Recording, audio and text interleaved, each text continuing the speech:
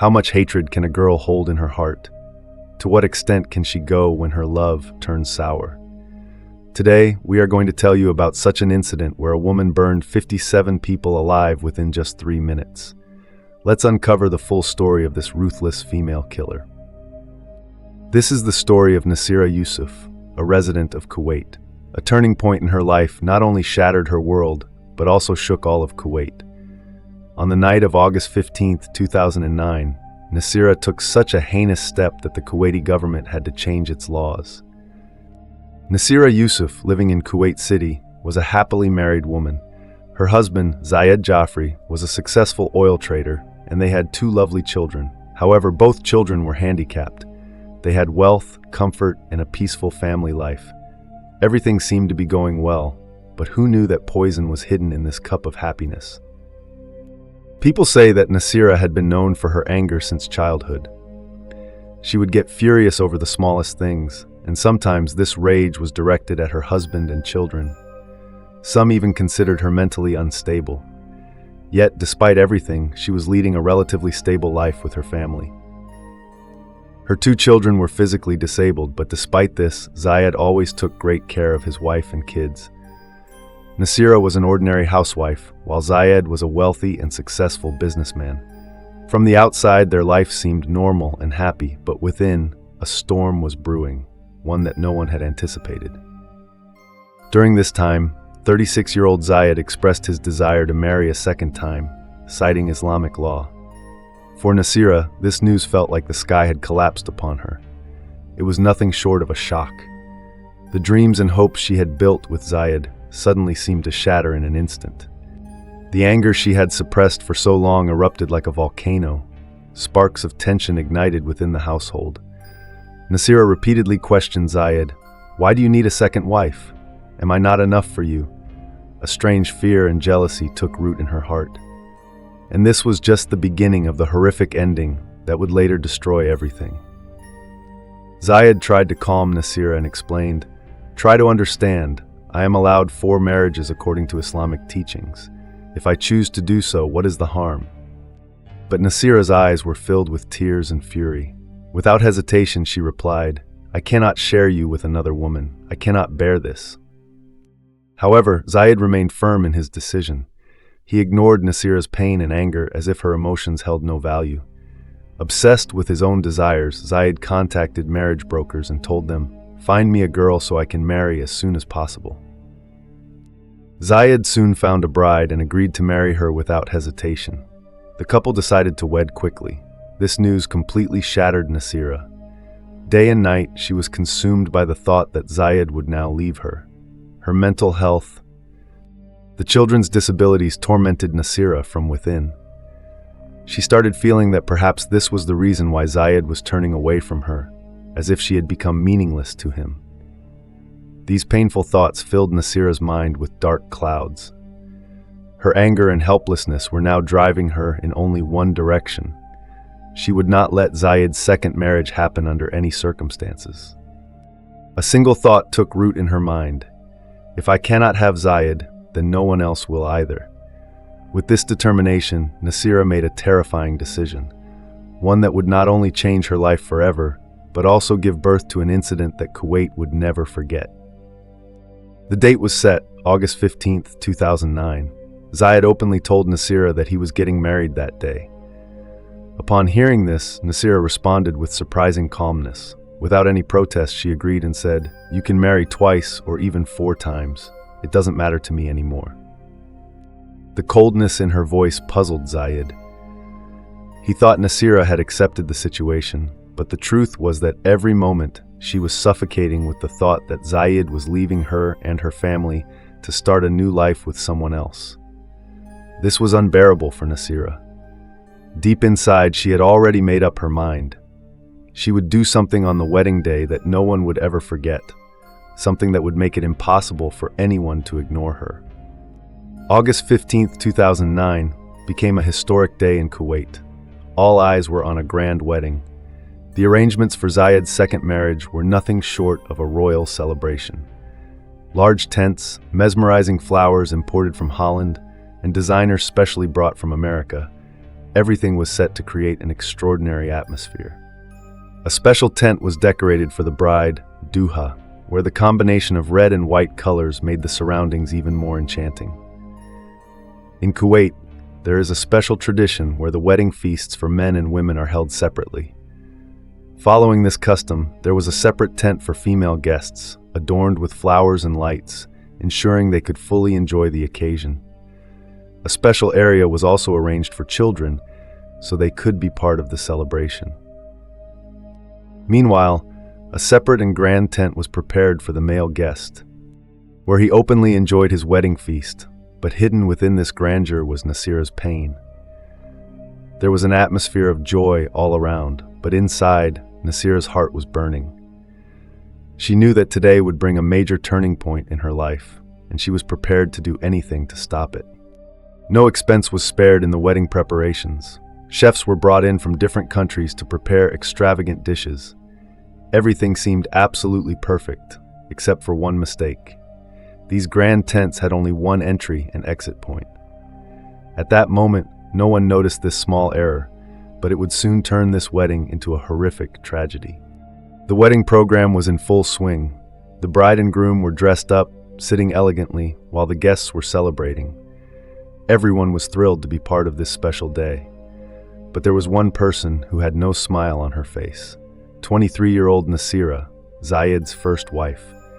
Deep inside, she was filled with anger and heartbreak over this marriage. Initially, Nasira had no intention of attending the wedding. She was deeply hurt by this new relationship. But then, suddenly, a dangerous thought crossed her mind. She wondered, why not destroy the person who ruined my life?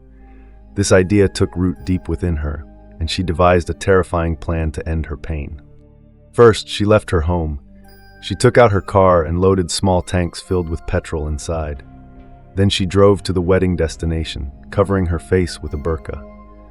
Avoiding everyone's eyes, Nasira started pouring petrol on the tent's fabric from the outside. The outside temperature was 52 degrees Celsius. Nasira lit a match and set the tent on fire. Within moments, the flames spread throughout the massive tent. Inside, hundreds of people were present, unaware of what was about to happen. Soon, guests began to feel suffocated, and within seconds, the entire tent was engulfed in flames. Darkness and smoke filled the air. People couldn't understand what had happened. In no time, the tent turned into a blazing inferno, as if the gates of hell had opened. Terrified, people screamed and trampled over one another in a desperate attempt to escape. But unfortunately, there was only one exit. The temperature soared to 500 degrees Celsius, making the fire even more deadly. By the time the fire was extinguished, immense loss had already occurred. Some of the injured later succumbed to their wounds in the hospital, raising the death toll to 57. The most shocking part of this incident was that the tent only had women and children inside. No men were among the deceased. Reports stated that the bodies of the 41 people who died at the scene were so severely burned that their identities could not be determined. DNA and dental records had to be used for identification. This was an unimaginable, horrifying disaster. This crime was so brutal and terrifying that nothing like it had ever happened in Kuwait before or since. The case shook the entire nation. The investigation began, and at first the police suspected that the fire might have been caused by a short circuit. But upon deeper examination of the site, they discovered small petrol containers with fuel still inside. This raised suspicion that the fire was not accidental but a deliberate act. The presence of petrol at the scene confirmed that this was a premeditated massacre, meticulously planned by someone. The police questioned every guest at the wedding, but no solid leads emerged. They first interrogated Zayed and his new bride, but neither of them suspected anyone. Then, the police questioned Zayed's first wife, Nasira. She firmly stated, "I was taking care of my children. I don't know anything about this." But the police didn't give up. They didn't believe him and interrogated Zayed once again. This time, he expressed suspicion, saying, "I suspect Nasira because she was not happy with this marriage." Upon hearing this, the police questioned Nasira again, this time with more intensity. Under continuous pressure, Nasira finally broke down and confessed to her crime. She admitted outright that she had done everything deliberately and had turned this wedding day into a nightmare. Nasra revealed that she wanted to kill Zaid, but she didn't know he wasn't in the tent. She assumed he would be inside with his newlywed bride, which is why she targeted that specific tent. Later, when Nasira's lawyer arrived at the police station, he advised her that if she wanted to escape punishment, she should retract her statement. Nasra did exactly that. She immediately withdrew her confession, claiming that the police had coerced her into making the statement. However, the police had already recorded her confession on camera. When she tried to change her testimony, she claimed that she had poured cursed water around the tent, not gasoline. This was yet another attempt at deception. But when witness testimonies and forensic evidence from the crime scene were presented, her lies were exposed. The police found gasoline containers at the scene, and the flames emerging from the tent were not indicative of an ordinary fire. In Kuwait, the death penalty is common in murder cases, and in Nasira's case, it was almost certain. The investigation clearly established that the fire was deliberately set, making this a case of premeditated murder. Although Kuwait rarely imposes the death penalty on women, there was no leniency in Nasira's case. Kuwaiti law grants the victim's family the right to forgive the accused, which could nullify the death sentence. However, in this horrifying incident, 57 women and children had lost their lives, and considering the gruesome nature of their deaths, none of the families chose to forgive her. Nasira's hatred and rage had not only destroyed her own life, but had also devastated the lives of hundreds of others. Ultimately, she had to pay the price for her actions. The trial began on October 27, 2009.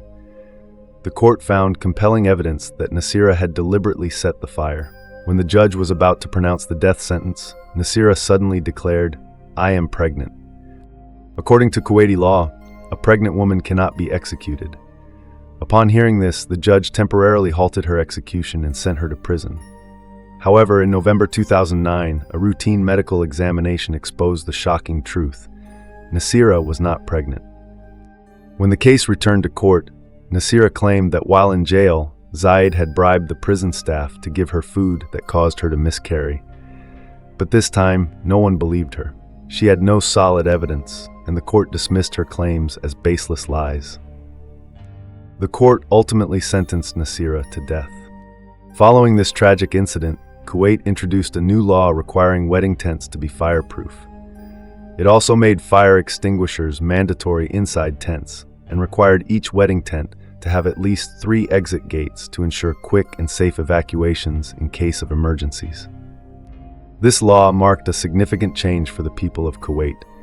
It not only ensured the safety of wedding celebrations, but also aimed to prevent similar tragedies in the future. Kuwait sent a clear message that safety must come first and that celebrations should be held responsibly. On January 23, 2017, Nasira's execution day arrived. It was 5 a.m. In the dimly lit prison, 4 doctors and 6 technicians arrived, their silent expressions revealing that all hope was lost. At 30 years old, Nasira sat in the police vehicle with a false smile on her face as she was transported to the execution site.